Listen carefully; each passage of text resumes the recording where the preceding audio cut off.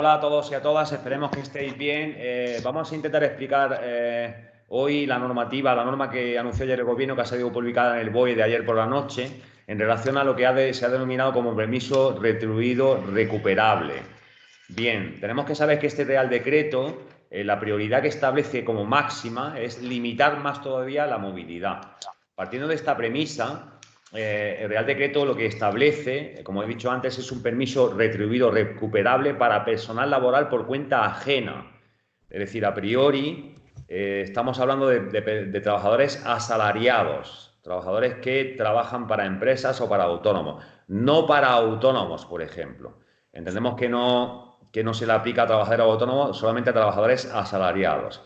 Y establece un permiso retribuido recuperable de carácter obligatorio ilimitado en el tiempo, que va desde el 30 de marzo, hoy incluido, hasta el 9 de abril también incluido, ya sea de empresas privadas o del sector público, y para actividades que se consideran no esenciales por este Real Decreto que lo establece en un anexo. Vamos a intentar explicar esto para que lo podamos entender. En principio decíamos que se aplica a personas trabajadoras por cuenta ajena, es decir, insisto, trabajadores asalariados que trabajan para otras personas, para otras empresas, que presten sus servicios en empresas o entidades del sector público o privado y cuya actividad no haya sido paralizada como consecuencia del decreto de estado de alarma. Es decir, por ejemplo, se me ocurre que los gimnasios y centros deportivos que ya estaban paralizados no entran porque ya estaban paralizados y no se le aplica este decreto. Pero tampoco se le aplica a un estanco que no estaba paralizado y que incluso se considera como esencial, debe continuar con la actividad. Dice la ley que se efectúa, no se le aplica a trabajadores que presten sus servicios en sectores calificados como esenciales. Vuelvo a poner el ejemplo del estanco o ejemplo de centros sanitarios. Dice que no se aplica a sectores calificados como esenciales por esta norma, que ahora veremos que hace un listado de 25 tipos de actividades que explicaremos o intentaremos resumir y poner algún ejemplo. No se aplica a personas trabajadoras que estén en incapacidad temporal, de baja por enfermedad, o que tengan su contrato suspendido por cualquier otro motivo. Se me ocurre, Adelina, corrígeme si me equivoco, baja por paternidad o baja por maternidad. A estas personas no se le aplica. No se Correcto. aplica tampoco a aquellas personas que hacen su trabajo de forma no presencial, es decir, que hacen su trabajo desde casa o que hacen teletrabajo. No se le aplica, deben o pueden continuar trabajando. Porque lo que se limita es la movilidad, básicamente, que debemos quedarnos en casa. Y no se aplica, y aquí surgen muchas dudas de personas que nos preguntan, a aquellas personas trabajadoras que estén inmersas en un ERTE de suspensión de contratos. Es decir, si ya estamos en un ERTE y nuestro contrato ha sido suspendido, no se nos aplica este permiso retribuido recuperable. Tampoco se aplica la ley a aquellas empresas que hayan solicitado el ERTE de suspensión de contratos y tampoco a aquellas que, habiéndolo solicitado, no tengan respuesta de la Administración y que se le apruebe desde el día de hoy hasta el 9 de abril. Entonces, Adelina, nos surgen dudas. ¿Qué pasa con aquellas empresas que han hecho ERTES de reducción de jornada, no de suspensión de contratos, sino de reducción de jornada? Trabajadores que ya no trabajan a jornada completa, pero hacen jornadas parciales de tipo 1 hora al día, unas horas a la semana, y el resto del tiempo están sometidas a un ERTE. Y segunda pregunta, ¿se pueden presentar ahora ERTES? Bueno, respecto a la primera pregunta, el supuesto de un trabajador afectado por un ERTE de reducción de jornada, tendremos que ver si es reducción de jornada presencial o reducción de jornada no presencial. Es decir, si la jornada que se mantiene vigente es presencial, se le aplicará el el permiso retribuido recuperable. Si era una prestación no presencial, por lo tanto, estaría excluido. ¿Qué pasa? Voy a poner el ejemplo, un trabajador que tenía su contrato de trabajo eran de 8 horas, se le ha aplicado, está dentro de un expediente de regulación de empleo que dura este periodo temporal que has comentado. El trabajo que se le reduce pasa a ser de 2 horas y a 2 horas al día y además presencial. Bien, pues la empresa deberá obligatoriamente darle el permiso retribuido recuperable por estas 2 horas diarias durante este periodo de tiempo que dura este permiso, este decreto ley, y el resto, que se le ha reducido en virtud del ERTE, pues seguirá cobrándolo como prestación por desempleo. Respecto de la segunda pregunta es, ¿pueden las empresas, ahora que tienen esta posibilidad, presentar un ERTE? Bien, aquí va a haber problemas de interpretación. No lo deja claro la norma y además entendemos que entra un poco en conflicto con la propia norma que el 18 de marzo reguló los expedientes de regulación de empleo, en la que se permitía presentarlos desde el inicio de ese mismo decreto, el 18 de marzo, hasta la finalización del estado de alarma, que a día de hoy es el 11 de abril. Entendemos en este caso que pues para aquellos expedientes de regulación de empleo que se presenten en virtud del supuesto de fuerza mayor relacionados con el COVID-19, por ejemplo, un gimnasio que tenga que cerrar, sí va a poder presentar, aunque sea a partir de hoy, la solicitud de expediente de regulación de empleo.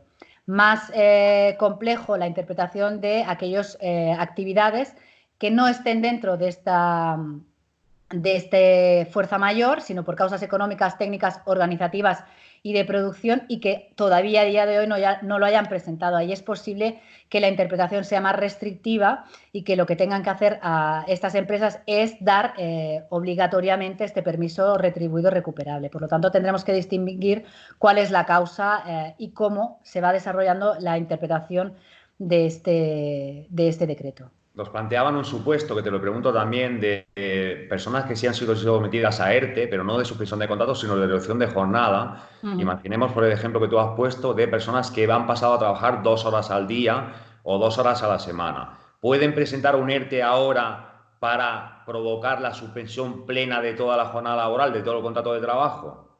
Pues dependerá del supuesto. Si es por fuerza mayor, sí podrían hacerlo. Si es por causas económicas, técnicas, organizativas y de producción, aquí vamos a entender que es más restrictiva y que deberían dar este permiso retribuido recuperable.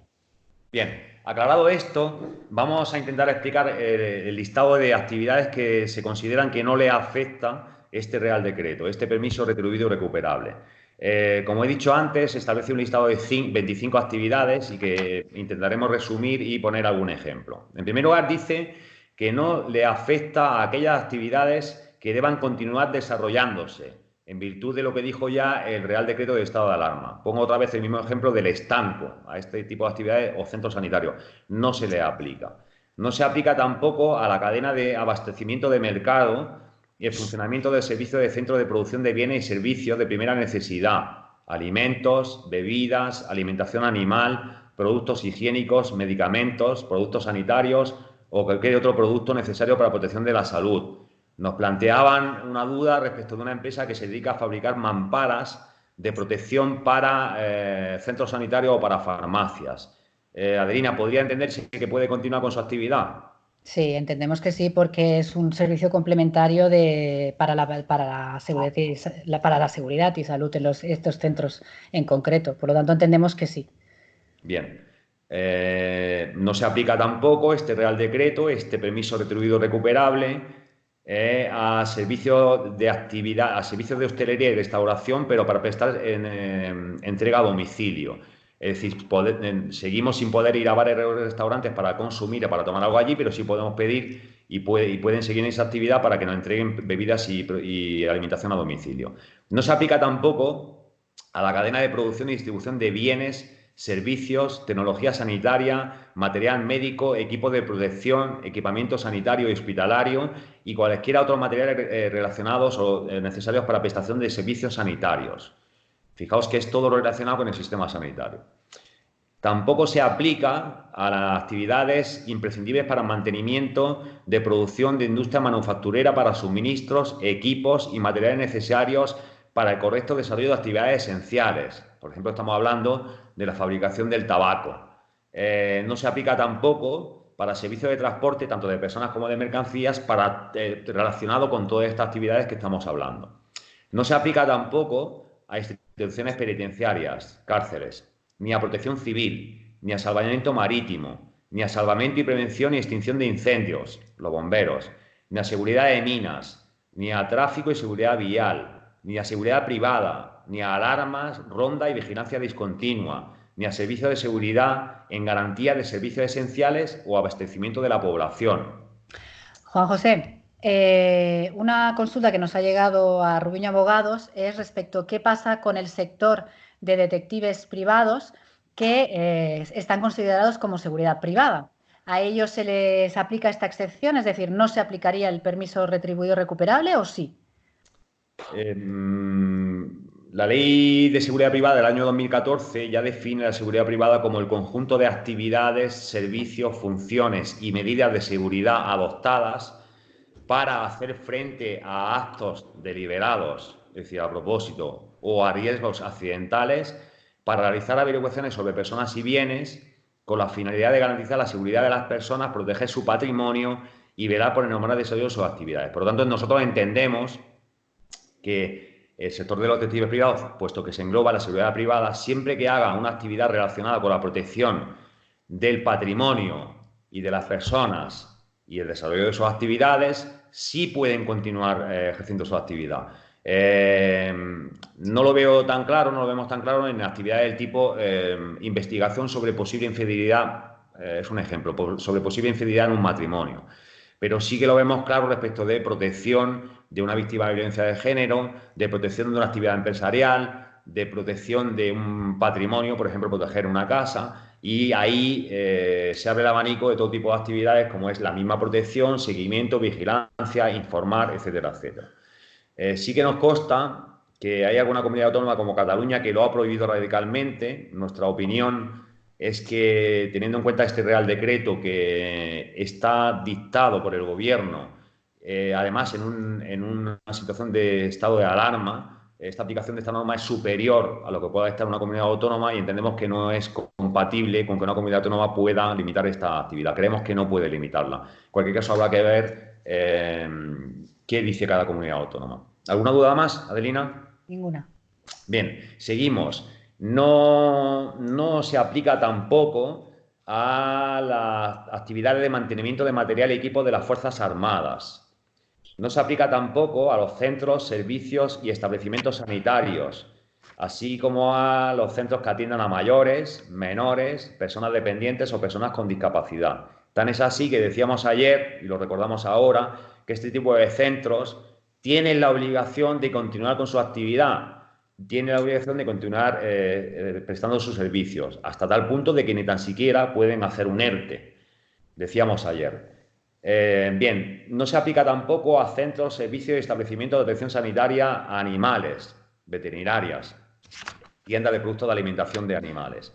No se aplica tampoco a servicios de venta de prensa y a los medios de comunicación o agencias de noticias. Un kiosco de prensa puede seguir con su actividad. No es así para un kiosco de chucherías, pero sí para un kiosco de prensa. No se aplica tampoco para empresas de servicios financieros, incluidos los bancos, siempre y cuando sea para prestar servicios que se consideren indispensables. Aquí surge la duda de qué se puede considerar indispensable en una entidad bancaria, pero se me ocurre a bote pronto que no es de recibo actividades del tipo voy a la entidad bancaria a renovar mi cartera de acciones en la bolsa, pero sí quizás para ir a pagar los recibos de vencimiento inmediato, para negociar y firmar renovaciones de póliza de crédito, de cuotas hipotecarias, de impagos o alguna situación así. No se aplica tampoco para empresas de telecomunicaciones y audiovisuales ni para servicios informáticos esenciales. Entiende la ley que se debe seguir suministrando de servicios de telecomunicaciones, de internet, de material para todo ello, móviles, ordenadores, etcétera, etcétera. No se aplica tampoco para empresas que presten sus servicios relacionados con la protección y atención de víctimas de violencia de género. No se aplica tampoco a abogados, procuradores, graduados sociales, traductores e intérpretes y psicólogos que asistan a actuaciones judiciales, que no todas han sido suspendidas, siguen algunas actuaciones judiciales en marcha. No se aplica tampoco a despachos, asesorías legales, gestorías administrativas y de graduados sociales y a servicios ajenos o propios de servicio de prevención de riesgos laborales. No se aplica tampoco a notarías y registros para cumplimiento de servicios esenciales.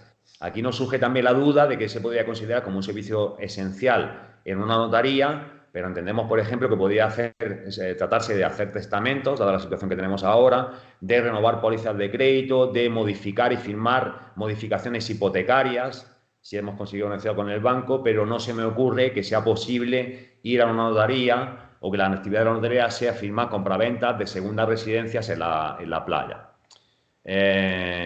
Continuamos. No se aplica tampoco a servicio de limpieza, mantenimiento, reparación de averías urgentes y vigilancia, recogida, gestión y tratamiento de residuos, ya sean peligrosos o no, recogida de residuos sodio urbanos, recogida y tratamiento de aguas residuales, estamos hablando de las basuras, de los alcantarillados, etcétera, etcétera, y tampoco a actividades de descontaminación, así como de gestión de residuos. No se aplica tampoco a centros de acogida a refugiados ni a centros de estancia temporal de inmigrantes. No se aplica tampoco a actividades de abastecimiento, depuración, conducción, potabilización y saneamiento de agua. No se aplica tampoco a servicios meteorológicos de predicción y de observación, de mantenimiento, vigilancia y control, básicamente la meteorología. No se aplica tampoco a servicio postal universal, básicamente a correos. Por lo tanto, pueden continuar con recogida, admisión, transporte, clasificación, distribución y entrega en el servicio de correos. No se aplica tampoco a empresas de logística, transporte, almacenaje, tránsito aduanero relacionado con los servicios sanitarios, y no se aplica tampoco a la distribución y entrega de productos adquiridos en el comercio por internet, por teléfono o por correo postal. Es decir, podemos seguir comprando por internet o por teléfono, y las empresas que se dedican al reparto de estos productos pueden continuar con su actividad. Y por último, la ley hace un cajón desastre que viene a decir algo así como que tampoco le afecta a aquellos que presten servicios que hayan sido considerados como esenciales. Bien, ahí ya he dicho antes, habrá posibles discusiones y matices. Nos planteaban dudas, Adelina, de autónomos, que hemos dicho que en principio no se le afecta a su actividad, no le afecta este permiso retribuido recuperable, que aprovechando la situación que tenemos ahora y a pesar de que su actividad no estaba abierta, querían ir a su centro de trabajo para decentar, para limpiar, para mejorar, para pintar y aprovecharlo para que cuando se pudiera la actividad sí están en condiciones de ponerse en marcha. ¿Eso es posible? Bueno, entendemos que sí es posible porque no son de aplicación, no son trabajadores por cuenta ajena, son trabajadores autónomos y por lo tanto este decreto no se les aplica. Luego habrá que remitirse al decreto del estado de alarma, es decir, si deberían cerrar su actividad, al decreto del 18 de marzo, si deberían cerrar su actividad, pues tenían que estar cerrados, pero si son otro tipo de actividades con independencia de este permiso retribuido que no se les aplica, por lo tanto sí que podrían ir. Otra cosa es que durante ese trayecto nos encontremos con que nos pare los cuerpos de seguridad del Estado, la policía, Guardia Civil, Policía Nacional, Policía Local, Mossos, y nos requieran para acreditar el porqué de esta movilidad y no entiendan, aunque son conocedores jurídicos, pero posiblemente interpreten que no deben estar realizando esa movilidad, pues recibamos una sanción. En este caso, la multa entendemos que pues, se tendrá que recurrir y serán los operadores jurídicos, es decir, los tribunales o en la administración, que estime o no la procedencia de esa multa. Pero en cualquier caso, a priori, no es de aplicación este decreto y por lo tanto sí podrían acudir. Bien. Establecidos cuáles son las actividades que se consideran que no le afecta esta obligación de permiso retribuido recuperable, y insistiendo una vez más en que estamos hablando que esto tiene vigencia desde hoy, 30 de marzo, incluido, hasta el 9 de abril, incluido. Adelina intentará explicar qué significa esto de permiso retribuido recuperable. Adelante, Adelina. Bueno, el Gobierno en este decreto se inventa o crea este permiso retribuido recuperable. No estamos muy conformes con la denominación que se le ha dado, pero bueno, la asumiremos porque así se ha establecido, pero el permiso retribuido no es compatible, en nuestra opinión, con la recuperabilidad del mismo. Pero bueno, en cualquier caso, así se ha llamado y así lo haremos referencia a él. Este permiso retribuido recuperable a los trabajadores que les afecte tanto porque la actividad de la empresa esté afectada como por su situación concreta, según has comentado tú anteriormente, supone que de forma obligatoria no podrán acudir a su puesto de trabajo presencial en el periodo del 30 del 3, es decir, desde hoy hasta el día 9 del 4, el 9 de abril. Por lo tanto, las empresas están obligadas a que sus trabajadores no vayan a desempeñar su puesto de trabajo presencial. Y esto tiene unos efectos, y es que durante este periodo, desde el 30 del 3 hasta el 9 del 4, los trabajadores continuarán percibiendo su salario sin mermas, sin que haya bajada de salario, por lo tanto, continuarán cobrando salario base, complementos, y las empresas también deberán cotizar. Serán las empresas las que retribuirán a estos trabajadores durante este periodo y serán las empresas las que deberán cotizar durante este periodo también por estos trabajadores. A cambio, digamos que el trabajador no acude a su puesto de trabajo durante este periodo, pero luego, efectivamente, estas horas que se les ha librado y se les ha pagado, deberán recuperarlas conforme establece el propio decreto. Para ello, el decreto acude siempre a la negociación entre el empresario o las empresas y los trabajadores. En este sentido, para acordar cómo se tienen que recuperar, establece varios tipos de negociación. Cuando la empresa tiene representantes de los trabajadores, será la propia empresa la que lo negocie con estos representantes de los trabajadores durante 7 días. 7 días que entendemos se inician desde que se levanta el estado de alarma por la coyuntura que hay, aunque a partir del 9 del 4 ya no existan los permisos retribuidos recuperables, pero digamos que la operatividad y el normal funcionamiento se inicia una vez levantado el estado de alarma. Entonces entendemos que lo correcto sería que esas 7 días de negociación se inicien desde una vez levantado el estado de alarma. Luego también podrá negociarlo las empresas si no tiene representantes de los trabajadores, constituyendo una comisión representativa que inicialmente debería estar formada por los representantes, los sindicatos más representativos en función del sector y que son los que tienen competencia para negociar los sindicatos, o en el caso de que no se pueda constituir con estos representantes sindicales, pues por 3 trabajadores por cuenta ajena elegidos conforme establece el Estatuto de los Trabajadores en la empresa. Tenemos un plazo de 5 días para constituir las comisiones de representación, ya sea sindical, ya sea por los propios trabajadores, y a partir de ahí tendremos estos 7 días para alcanzar o no un acuerdo respecto a los términos en los que se deberá recuperar estas horas. El acuerdo, en el caso de que se llegue a un acuerdo, que habrá de hacerse por mayoría, el acuerdo deberá recoger la recuperación de las horas, si esta recuperación es total o parcial, es decir, si la empresa de forma como regalo o liberalidad decide que haya una parte de horas que se han pagado en virtud de este permiso retribuido recuperable y no considere que no deban realizarse con posterioridad, o si la recuperación es de todas las horas que han sido retribuidas dentro de este permiso. También deberá recoger el periodo de preaviso mínimo a cada trabajador del día y hora de recuperación que va a realizar. Me surgen 2 dudas, Adelino.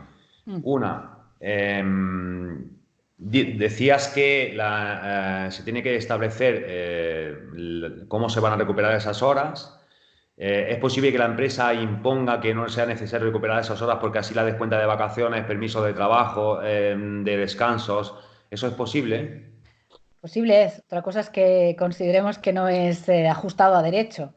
Las vacaciones no se pueden ni compensar ni sustituir por ninguna, deben disfrutarse sí o sí. Por lo tanto, entendemos que sería contrario a derecho y la empresa no puede imponer al trabajador que, oye, mira, en lugar de recuperar las horas, pues has hecho vacaciones. Por eso no puede. No, entendemos que no. Bien, y decías también que este acuerdo, el acuerdo que se tiene que contemplar el preaviso a los trabajadores. Es decir, yo veo la ley, la que ha sido publicada ayer por la noche, que no dice cuál es el preaviso para que un trabajador recupere la hora. Es decir, yo puedo decirle, después del estado de alarma, empezamos a trabajar normalmente y le digo, oye, hoy empieza a recuperar tus horas. No. El decreto no establece un plazo de preaviso mínimo, pero sí hace una remisión al Estatuto de los Trabajadores. Y en esta remisión, el Estatuto nos dice que el plazo mínimo de preaviso sería de 5 horas de antelación al momento en que de 5 días de antelación al momento en que deba recuperarse esas horas. Por lo tanto, el acuerdo que alcance la representación de los trabajadores con el empresario, como mínimo, deberá respetar que al trabajador se le comunique con un preaviso de 5 días antes de esa recuperación de horas. Puede establecer que sean 7, puede establecer que sean 20, pero no puede establecer que sea de hoy para mañana o 2 días o 3 días o 4. Deberá ser un Perfecto, mínimo perfecto. de 5 Continúa, días. continúa. También establecerá un calendario o periodo de referencia para recuperación de las horas. ¿Y el plazo que tenemos para recuperar esas horas? En todo caso, estas horas deberán recuperarse hasta el día 31 de diciembre del 2020. Por lo tanto, este periodo de referencia que se negocie nunca podrá sobrepasar, no se podrán recuperar horas en el 2021 y tenemos como tope esa fecha límite para recuperarlas. Bien, incluido ese día. Correcto. Continúa. Supongamos que la empresa no llega a un acuerdo con la representación de los trabajadores y, por lo tanto, decida igualmente en la recuperación de las horas. En ese caso, finalizado el plazo para llegar a esa negociación, lo que tendrá es otros 7 días para comunicar a los representantes de los trabajadores su decisión o a la comisión de negociadora su decisión sobre la recuperación de horas con los términos que habíamos comentado, es decir, el contenido de esta recuperación. Es verdad que, como antes apuntaba Juan José, no se establece el periodo de preaviso y no se establecen determinadas condiciones, pero sí, en todo caso, se remite al Estatuto de los Trabajadores y nos dice que esta recuperación de horas, en todo caso, deberá respetar los descansos semanales, los descansos diarios que tanto la ley como el convenio colectivo establezcan, el plazo de preaviso que hemos comentado, que debería ser de 5 días de antelación. En todo caso, no deberá superar la jornada máxima anual y también deberá respetar las condiciones de prestación de trabajo conciliando la vida laboral, personal y familiar que tanto el estatuto como los convenios recojan. Por lo tanto, y es una duda, si no ha sido posible llegar a un acuerdo con la empresa o entre empresa y trabajadores y por lo tanto la empresa se ve obligada de alguna manera a imponer un calendario de recuperación de horas, si la empresa impone un calendario que cumpla todos esos parámetros, es decir, respeta los descansos, vacaciones, respeta las jornadas máximas diarias y anuales, respeta la conciliación de la vida familiar y laboral de los trabajadores, en definitiva, lo respeta a todo, el trabajador se puede negar a cumplir ese calendario impuesto por la empresa. No debería negarse a cumplir, deberá cumplir con el calendario fijado y en los términos de recuperación que se establezcan. Y si no lo hace, podría incurrir en un supuesto de despido por disciplinario, por incumplimiento, lógicamente. y si fuera al contrario, que la empresa no cumpliera con todos esos parámetros, es decir, bueno, porque de alguna manera no fue posible el acuerdo, pero aún así la empresa se empecina en imponer un horario, una recuperación de horas sin cumplir con alguna de los requisitos que establece la ley, no respetando los descansos, no respetando las jornadas máximas diarias, no respetando las jornadas máximas anuales o eliminando de un plumazo los horarios de conciliación de vida familiar y laboral. ¿Qué podría hacer el trabajador? Bueno, a priori lo primero que tiene que hacer el trabajador es cumplir, dar cumplimiento y en todo caso reclamar contra esa decisión que no se ajusta a derecho por parte de la empresa a través de los tribunales una vez se reinicie los plazos de funcionamiento o el normal funcionamiento de la Administración de Justicia. Es decir, el trabajador tiene que cumplir porque si no podría ser despedido, pero en todo caso tiene la posibilidad de reclamar contra esa decisión adoptada, digamos, en fraude de ley o contraria a derecho. Perfecto. Continúa, Adelina. Bien, una vez explicado lo que es y cómo se debe realizar el permiso retribuido recuperable, como ya hemos mencionado, es de aplicación desde el día de hoy. Por tanto, a partir de hoy, supuestamente, los trabajadores presenciales sujetos a este decreto no deberían acudir a su puesto de trabajo, no deberían ir a su puesto de trabajo y estarían dentro de este permiso retribuido recuperable. Ahora bien, el propio decreto establece una excepción, es decir, el Gobierno permite que solo hoy, durante el día 30 del 3 del 2020, aquellas empresas que necesiten tareas indispensables para el cierre de su actividad, deberán o permitirán la movilidad de sus trabajadores a los centros de trabajo para realizar estas tareas de cierre, y será a partir de mañana cuando sí o sí las empresas deberán otorgar este permiso retribuido obligatorio, recuperable, por supuesto. Luego también establece otra excepción que consideramos que es importante comentar, que es lo que viene a denominar como actividad mínima indispensable. Supongamos una empresa con sus trabajadores a la que le es de aplicación este decreto aprobado ayer, en la que se considera que es necesario mantener un número mínimo de trabajadores imprescindible para mantener una actividad indispensable de la propia empresa. En este caso, se permitiría siempre y cuando se mantenga la plantilla mínima, tomando como referencia aquella que se utiliza o que la empresa usualmente mantiene los fines de semana o festivos. Vamos a poner un ejemplo para que quede un poquito más claro. Supongamos una fábrica cuya actividad, por la casuística concreta de la misma, pues normalmente tiene o da ocupación durante la semana de lunes a viernes a 100 trabajadores en dicha fábrica. Y el fin de semana únicamente, porque cierran, cierra la producción, por así decirlo, mantiene simplemente 5 trabajadores que son los encargados al mantenimiento o actividad indispensable, porque el cierre o la paralización absoluta de las máquinas supondría un perjuicio irreparable para la empresa, o porque las máquinas tienen que hacer un mínimo de producción para que no se rompan. Es decir, podemos encontrar infinidad de ejemplos, pero el ejemplo que ponemos es de lunes a viernes 100 trabajadores, fines de semana y festivos 5 trabajadores. Bien, siempre y cuando esté justificada esa necesidad, ese mantenimiento indispensable, la empresa podrá mantener la ocupación presencial de trabajadores, pero, ojo, el límite que va a tener es, si yo ocupo como empresa 5 trabajadores el fin de semana, ahora, durante este periodo de permiso retribuido recuperable, es decir, desde el 30 de marzo hasta el 9 del 4, solo podré ocupar también a 5 trabajadores para este mantenimiento de actividad indispensable, no más, no más. Y será siempre durante este periodo, ya sea lunes, ya sea festivo y ya sea fin de semana.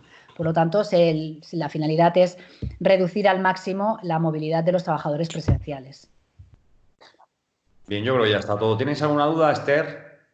No. Bien, pues entonces esperamos que todo vaya bien, que hayáis entendido un poco más o menos qué es lo que está pasando. Si sale alguna novedad, alguna normativa nueva, haremos otro vídeo explicando todo esto.